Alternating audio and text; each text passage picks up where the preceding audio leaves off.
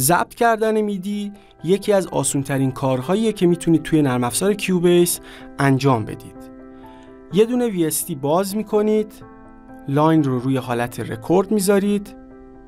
از این قسمت میتونید تمپو رو مشخص کنید که من به عنوان مثال روی 100 میذارم. از این قسمت مترونوم رو فعال میکنید و با فعال کردن گزینه اتوماتیک کوانتایز نرم افزار به صورت خودکار بعد از ضبط نوت‌های شما رو کوانتایز میکنه. و برای اینکه بتونید اون ارزش زمانی نوت کوانتایز شده رو تغییر بدید، از این قسمت میتونید ارزش زمانی مد نظرتون رو انتخاب کنید. و در نهایت از این قسمت گزینه رکورد رو میزنید.